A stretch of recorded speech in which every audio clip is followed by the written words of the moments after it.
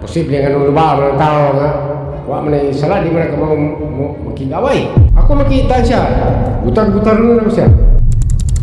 Patay nang napalgan nga nagbuyod sa kamaisan ang usa ka biktima nga gilang si Cesar Martinito human kining giluba-luba dito mismo sa may Purok 6, Upper Panaga, Barangay Sugbay 2, Pitugo, Zamboanga del Sur, Hulyo 28, 2026. Kaguulo ba ng kaligutgot? Kini karon ang gibati sa kabanay ni Cesar Martinito. Lalaki, 57 anyos, human kining giluba-luba sa usa ka 24 anyos nga lalaki. Pasado launa 15 antak na asodto. Dito mismo sa may kamaisan sa Purok 6, Upper Panaga, Barangay Sugbay 2, lungsod sa Pitugo, Zamboanga del Sur, Hulyo 28, 2026. Sa pagiginabi sa Armin DXPR News Team, ngadto kang Bubong Espanyola ang uyuan sa biktima, gibutyag nini mga kasama nga gikan na mid-jail ang biktima sa silingan nga barangay.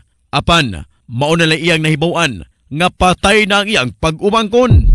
Ang gapon ako na ibawa ni anak ko sa kong tanuman, subay ko sa kong baol diare. Itawag ko sa kong silingan nga si tata namatay giluba dito sa Aper. Mutungin ko, posible nga nung luba man ng tao nga wa man ay sala, di man ka makigaway. Mura gikan gabidjel mo gainom na sila.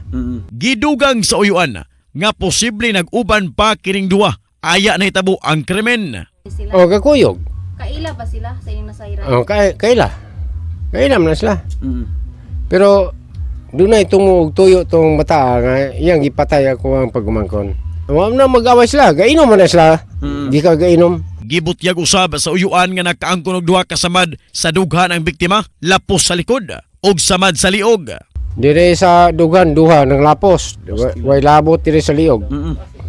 Manay kamatayon yun niya. Samtang nipagawa siyang gibati si Bubong Espanyola, gumikan siyang kasuko nga kung makit-an niya ang suspega, iya kining gutad-gutaron.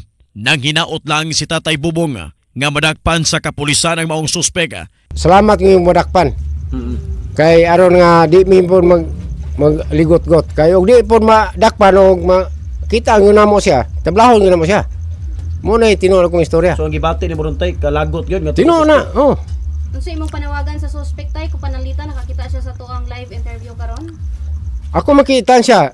Gutar-gutar na siya. Girumbo sa Armin News Team ang dapit kung asa didto gipatay ang biktima. Sigon pa sa nakasaksi, natulog pa ang biktima sa balay sa suspega ni atong Hulyo 27. Apan, gikaingong nasuko matud pa ang suspega ngadto sa biktima. Human kining giihian ang iyang habol. Kay diha man daw nahigdaan ng gabi Kanang biktima. kanang biktima. Unya dayon, Dayon giabrihan dong balay dayon kuan kaning gikuhang malong giihian pag daw. ang malong sa suspek gihian sa biktima. So nasuko ang suspek. Nasuko siguro to. Motoingon sa kagabi ra ko nasuko nimo. Atong panahonan asa magikan ang biktima naginom sila. Wala. Diha natulog. Ari natulog din pauli na ta siya. Diyan diri. Hinuli siya diri. Pagkalauna sa udto ni atong Hulyo 28, paingon na unta muli ang biktima sa ilang balay. Apan gisundan kini sa suspega o giluba-luba hangtod na matay. Kasamtangang nakahaya na karon ang biktima sa panimalay mismo sa iyang uyuan sa Purok 7, Sugbay 1 di Mataling, Zamboanga del Sur. Ug planong ihatod sa katapusang pahulayanan si Cesar Martinito karong Agosto 6, 2026. Mga kasama, padayon karon ang gilusad nga investigasyon sa Pitugo Municipal Police Station pinanguluhan ni Police Captain Rene Dagupan. May kalabutan sa maong insidente kung nasa makasama na ilan na nila ang suspek nga miluba patay sa usa ka mag-uuma ug sa pagkakaron parenosab nila nga gisayran kung unsa ang motibo sa maong krimen. Kasama mo sa Pitugo Municipal Police Station, kini si PR Radyoman 44 Ace Magsayo Tatagaramen.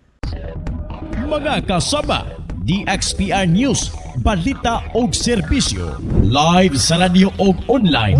Sa Tibok Nasod, makita nimo kanatanan sa DXPR News, Facebook og YouTube. Naa ka man sa balay, naa sa biyahe, o bisan naa sa laing nasod. Updated na pun ka. Basta naka-follow, naka-subscribe sa DXPR News 603 sa balita og serbisyo. DXPR News, Tatag RMN. Live sa radyo o online.